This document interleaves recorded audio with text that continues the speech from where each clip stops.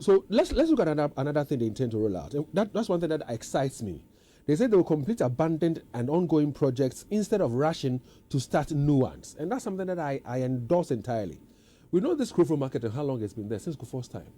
And it's at the mercy of the weather. We know the KNUC Teaching Hospital has also been there.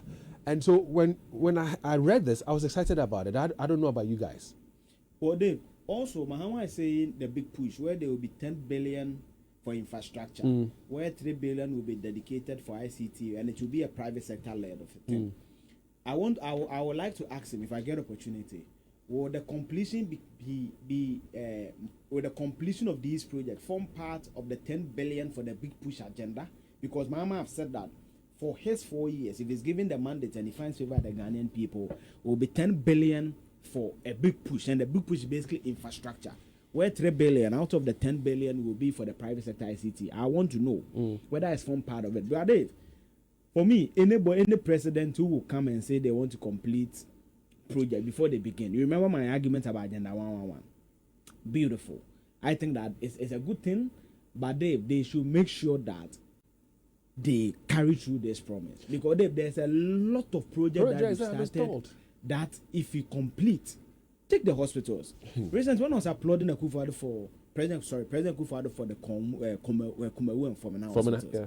Dave, in the last 3 years or so, 4 years, if you stretch an out back quite, 360 beds. You know what 360 beds can contribute to a region's health state? So it's a good thing. And I hope and pray that, but Dave, my issue, a little bit of it is that when you look at how this finance minister, the past one, Kano-Furiata and the president have pushed a lot of our debt burdens to the next government to come. Where will they finance the 10 billion from? Where? Will it be from internal? Because if it's internal sources, yesterday 230 euros is 3,814 Ghana cedis. So if it's internal, let's even say that the dollar is 15 cedis. That is 150 billion Ghana cedis in 4 years. If in 4 years we are doing a simple math, it means that we need about 35 billion every year. Is it coming from local source or external source? We need to get that clarity as well. Yes. So Dave, that is because at the time where, if you look at, I didn't bring the data, Ghana will be paying more to service and amortize loans in the future because of our debt exchange and all that. Yeah. So the $10 billion, and I'm using an exchange rate of 15. It's 150 billion cedis in 4 years. It's about 35 to 37 billion a year. Where are we getting the source of money from? And which projects? Is the National Cathedral part of the project? Our hospital? No, we need to before. And I expect the NDC manifesto to capture it all of it. To capture all we need to know because the point again is, I mean, I think that what we should also be doing in these coming days and weeks, let's go out there, this region, let's tabulate the abandoned projects and see how many projects in the Ashanti region or even in Kumasi have stalled. Because it's something that is still the taxpayers' money that was used to begin the project. It has stalled. So it's money that has gone waste. And we need to be concerned about it. What about abandoned policies? I don't there are some policies that you may think was good. And Dave, you see, talking about infrastructure, maybe we can what Leo Sango can bring in the free SHS. You see, Dave, and planting for food and jobs. I've listened to key people from this government. My former MP, Marcus Ibeyewa, for example, spoke about the flashy programs. When you read the former information minister, Joy Ponkroma, they acknowledge, and when you read the IMF program report document, that there need to be some review of the 16 or 17 flashy programs we have.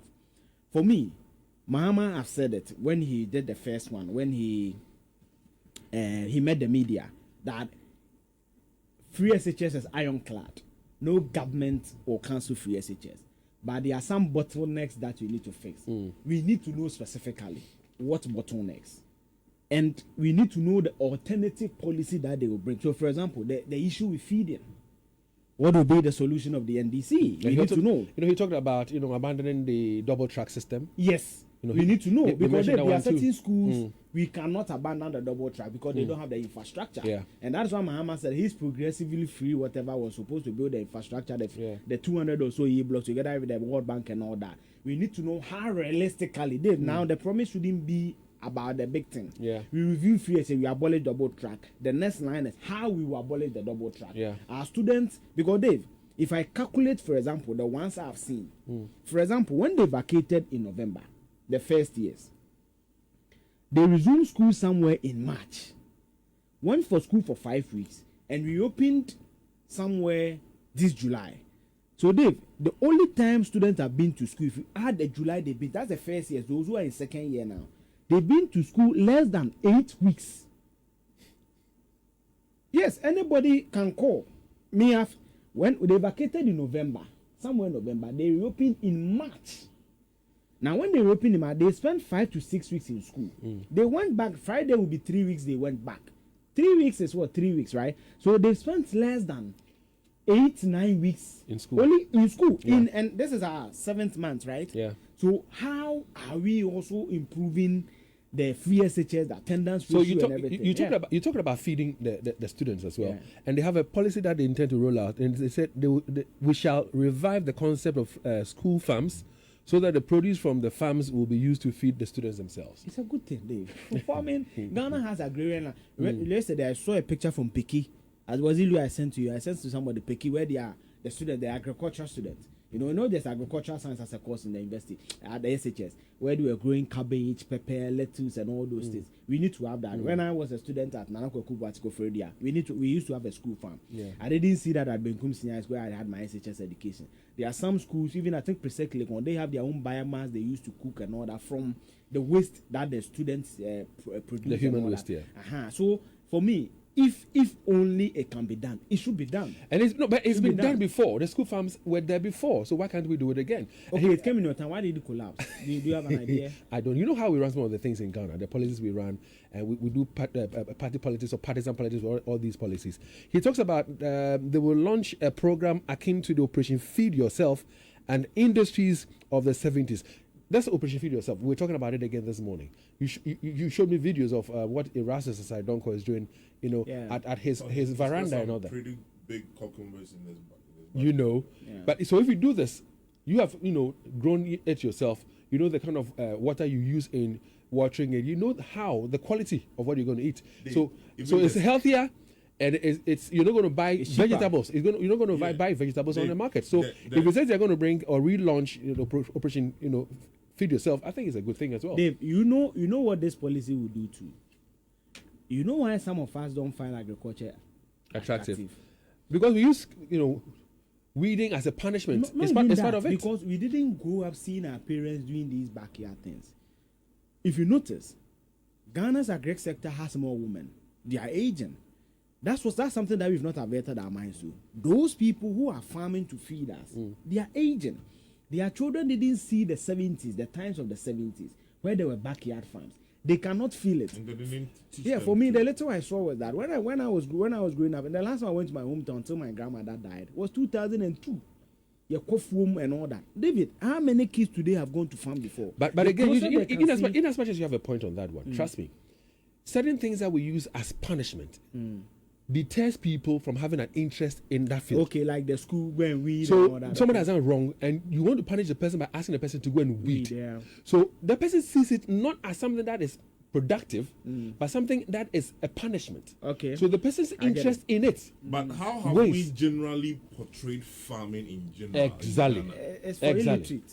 Yeah, once you see the word farmer comes in your mind, we are speaking tattered clothes, hoes, and cutlasses. It's the same as we've seen technical schools until recently. Yeah. Technical vocational schools. Yes. Yeah. It's the same thing. Kwalaboni school. In Kwalaboni school. And that's what people born didn't pass. on alcohol. Yeah. Why do you But they're alcohol? forgetting that these people can just do some tricks on your car. 300 cedis. Charlie, you for pay. Let's talk about another bit is we shall wage a strong fight against corruption. And this is interesting because he himself, when he was in power, I don't believe him on this.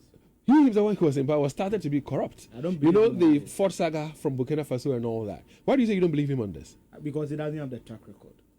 Mahama doesn't have the track But again, he says that record. he says he's learned his lessons. But he's done better than this government. Yes, so I'm coming there. His corruption perception index is better than the president. At least we know how he sacked Victoria Hammer. I mean, we didn't see the Cecilia Dapa charade we are seeing today. Even the bus branding and all that. Yeah. And even for Victoria's issue, her issue was that she dreams of getting $1 million. At least it was He had under the intention. it was at least under Mahama's time that his appointee Abu Gapele was jailed. Yeah. So for me, I think I can say, but Yeah. but on some scores, I still don't trust President Mahama when it comes to court. But again- Unless if he finds favor with the Ghanaian people and he comes and he exhibit those things, yes. We have only 10 more minutes to touch to go through